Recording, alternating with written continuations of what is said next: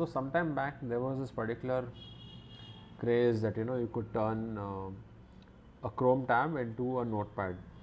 So there are like multiple such things if you read up.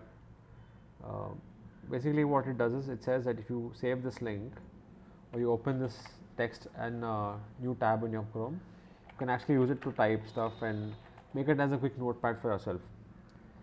And I also tend to use this a lot. Say I'm in a call with some people in my team, so I would perhaps just open a notepad, start noting down things so that we all are on the same page and all. Just use it for brief notes in the call.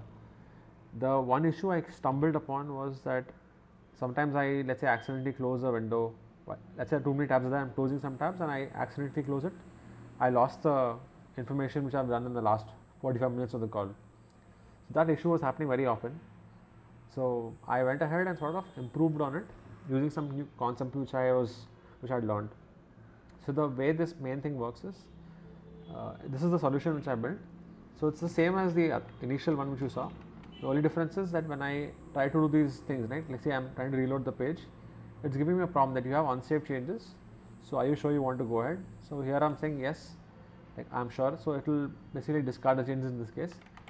It's one additional layer of safety. So if I know I need to save this and I've forgotten to save it, I'll maybe cancel out and I can continue to just copy this and put it in some other place which I want.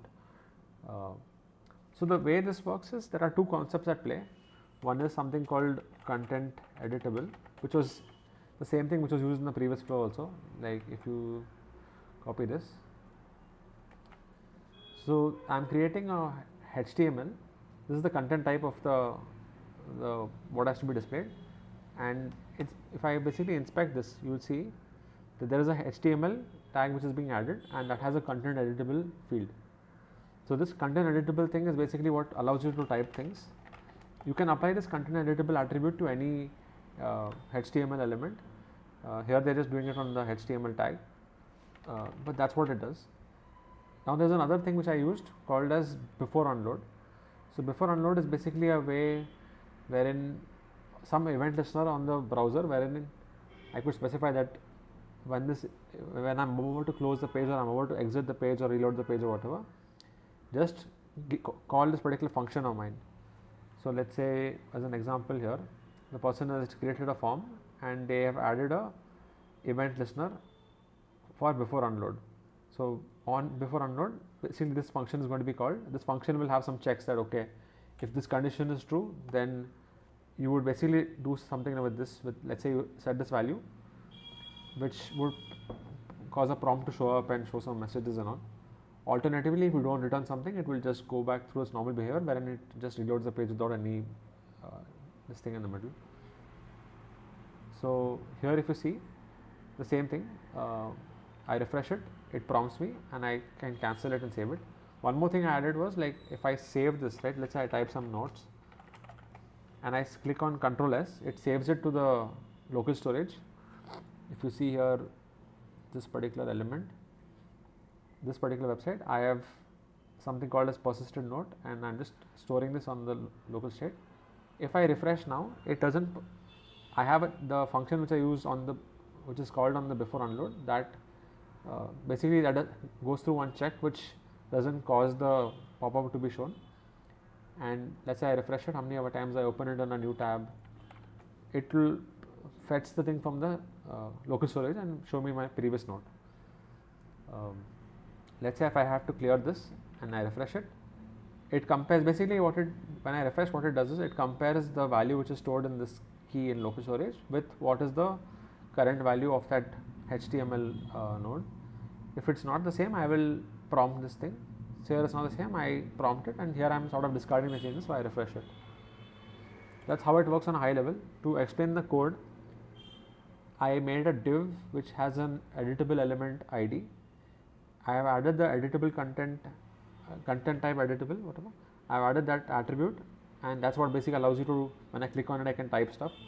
This is basically some styling to make that take the whole width and height of the page, and I have removed some border and outline so that it doesn't look ugly when I'm typing on it. This is the main thing, and I have added a script tag which executes, which has multiple functions which does different things.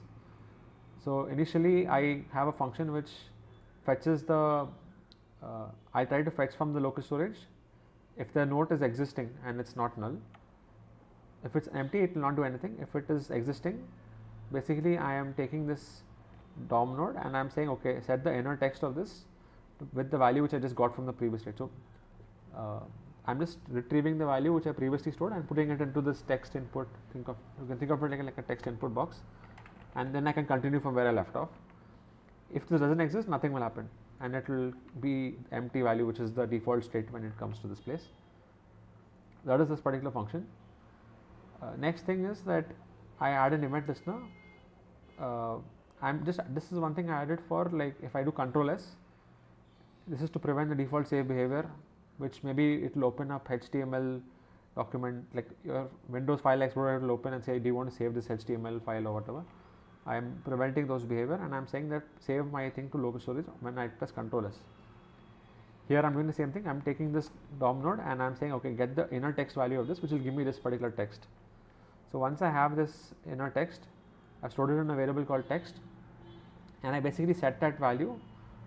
I use this key which I have and I set that value that okay, on this key put this value, so that next time I can use it to if I am doing the exits case, I can use it for comparison, or when I am loading it again, I can fetch it from local storage and pre-fill the value on the first load. So this is that part. This is not used, so we can ignore this. So here I have added another, the part which actually does the blocking, right, when I am closing it and handling the unsaved changes part. That's what's handled here. So this is a function which I created here. Basically I call a function called check is dirty. Check is dirty, basically like I told you, it fetches this DOM node and it takes the inner text value, which is the current value. It compares it with the local storage and sees is it equal or no. If it's equal, then it's good, the changes are saved. If it's not equal, means the changes are dirty, means it's not saved or something. So yeah, fetches the thing, fetches the value, get the current node from this element. I could perhaps group these two together. Yeah, I see if both of these are like empty, then I will just say okay, it's fine. The empty state I basically handled in this. This is the whatever I explained, and I'm basically calling this whenever I click on these events. If I show you the logs, this is getting called here. Before unload gets called, and here I have logged the value inside this function. This is returned to be true, so therefore it is, this function is getting called. Here I prevent the page from getting closed and I say that you have unsaved changes. This actually got modified, so it shows a generic message. We're not able to give you custom messages in certain browsers, but basically I did two things. One is I return some, I think some old browsers and new browsers have different approaches. Some use this approach wherein the event which I returned, I have to set a return value on it with some truthy value. Alternatively, I could also return some, I have to return some value of this function.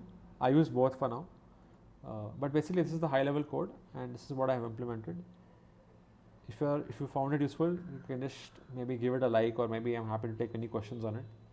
So thank you.